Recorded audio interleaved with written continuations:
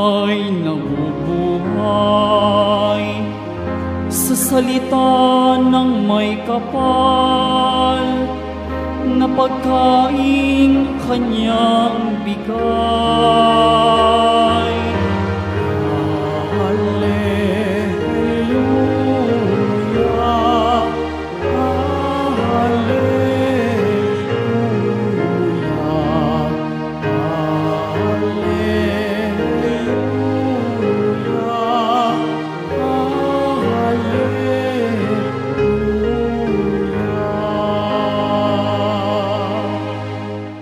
Sumainyo ang Panginoon. At sumayo rin. Ang mabuting balita ng Panginoon ayon kay San Juan. Papuri sa iyo, Panginoon. Noong panahong iyon, tumawid si Jesus sa ibayo ng lawa ng Galilea na tinatawag ding lawa ng Tiberias. Sinundan siya ng napakaraming tao sapagkat nakita nila ang mga kababalaghang ginawa niya sa pagpapagaling sa mga may sakit. Umahon si Jesus sa burol kasama ang kaniyang mga alagad at naupo roon. Malapit na noon ang pista ng Paskwa ng mga Hudyo. Tumanaw si Jesus at nakita niyang dumarating ang napakaraming tao. Tinanong siya ni Felipe, "Saan tayo bibili ng tinapay upang makakain ang mga taong ito?" Sinabi niya ito para subukin si Felipe sapagkat alam ni Jesus ang kaniyang gagawin. Sumagot si Felipe, "Kahit na po halagang 200 denaryong tinapay ang bilhin natin ay hindi sasapat para makakain ng tigkakaunti ang mga tao." Sinabi ng isa sa kaniyang mga alagad, si Andres, na kapatid ni Simon Pedro, "Mayroon po ritong isang batang lalaki na may dalang 5 tinapay na sebada at 2 isda. Ngunit gaano na ito sa ganiyang karaming tao?" "Paupuin ninyo sila," wika ni Jesus. Madamo sa lugar na yaon. Umupo ang lahat. Humigit kumulang na 5,000 ang mga lalaki. Kinuha ni Jesus ang tinapay at matapos magpasalamat sa Diyos ay ipinamahagi sa mga tao. Gayon din ang ginawa niya sa isda. Binigyan ang lahat hanggat sa gusto nila. At nang makakain na sila, sinabi niya sa mga alagad, "Tipunin ninyo ang lumabis para hindi masayang." Gayon nga ang ginawa nila at nakapuno sila ng 12 bakol. Nang makita ng mga tao ang kababalaghang ginawa ni Jesus, sinabi nila, "Tunay na ito ang propetang paririto sa sanlibutan." Nahalata ni Jesus na lalapit ang mga tao at pilit siyang kukunin upang gawing hari. Kaya muli siyang umalis na mag-isa patungo sa kaburulan. Ang mabuting balita ng Panginoon. Pinupuri ka namin, Panginoong Jesucristo. Magsiupo muna po ang lahat. Magandang umaga po sa inyong lahat, mga kapatid kay Kristo. Sa lahat po ng ating mga taga-subaybay sa iba't ibang online platforms at sa lahat ng ating mga kadiboto sa iba't ibang panig ng Pilipinas at maging sa buong mundo kung saan tayo ay naaabot ngayon ng ating live streaming. Mapayapang umaga din po sa inyong lahat. Purihin at dakilain natin ang ating Panginoon, ang mahal na poong Jesus Nazareno.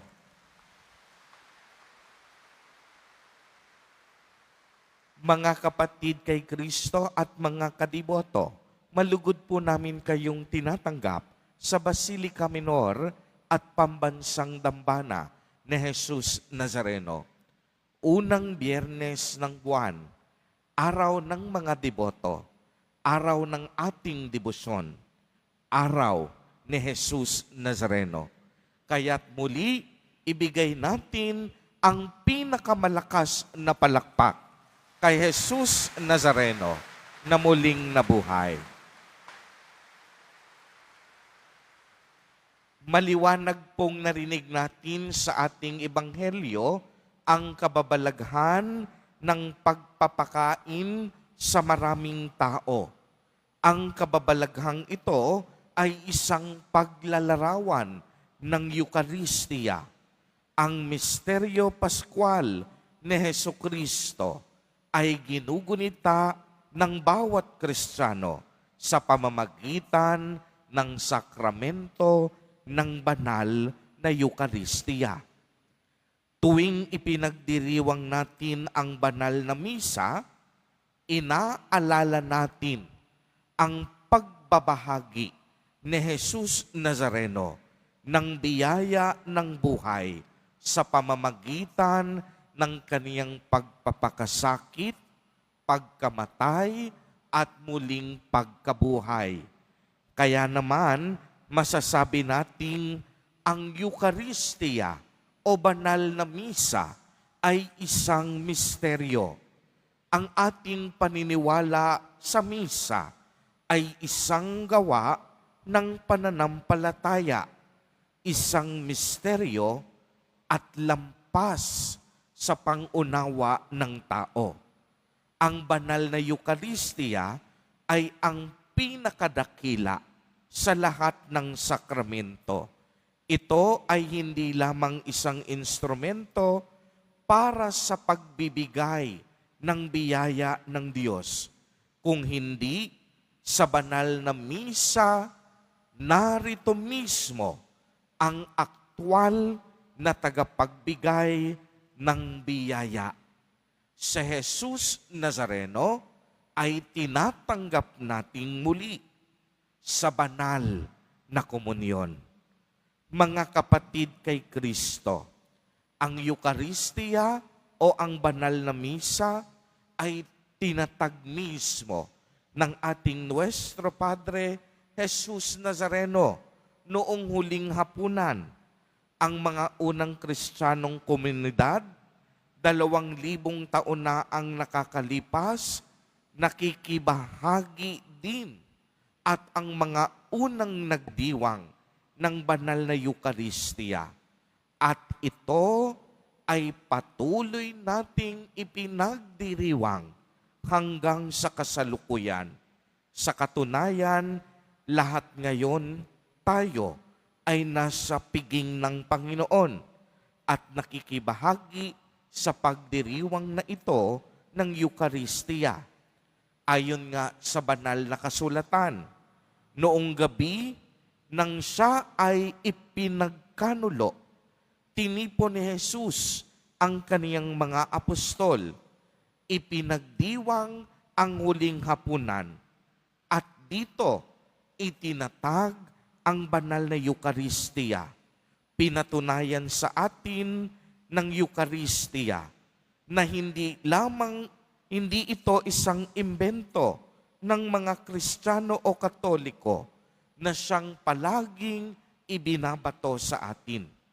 Ngunit napakaliwanag mula sa mismong mga teksto ng banal na kasulatan kung paano itinatag ni Jesus Nazareno at ang kaniyang mga sakripisyo at pasasalamat. Winika niya, gawin ninyo ito bilang pag-alaala sa akin. Kaya ang misa ay itinatag sa konteksto ng isang salo-salo o komunyon. Lahat ng uri ng salo-salo ay may dimensyong sosyal. Nakikisalo tayo sa handaan upang lumalim ang ugnayan natin bilang magkakaibigan. Si Jesus nakikisalo rin sa iba't ibang tao, matuwid man o makasalanan. Hindi siya namili ng taong pakikisamahan. Ang misa bilang isang salo-salo ay mas malalim ang kahulugan sa salitang komunyon dahil ang ibig sabihin nito, una, nais ng Diyos na makaisang buhay at makipagkaibigan sa bawat isa sa atin. Kaya siya ay nakikisalo sa atin sa banal na Eucharistia. Ikalawa, nais niyang magkaisa at maging magkakaibigan tayong lahat na dumudulog sa iisang hapag ng Diyos. Kaya nga ang misa ay isang sakramento ng pagmamahal at pakikipag-isa natin sa Panginoon. Uulitin ko po, ang banal na misa o banal na Eucharistia ay isang sakramento ng pagmamahal at pakikipag-isa natin sa ating Panginoon. Kaya't sa banal na misang ito, tayong lahat ay umalala. Ang banal na misang ito ay isa ring pagpapaalala.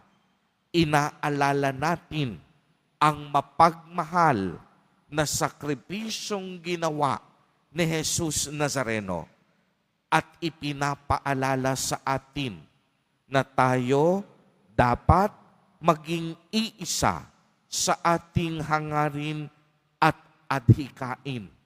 Dapat nating tularan ang kanyang ginawa na dapat nating matutunan na ibahagi din ang ating mga sarili gaya ng pagbabahagi ng tinapay para sa ating kapwa sa ngalan ng tunay na pag-ibig at paglilingkod sa kapwa. Amen.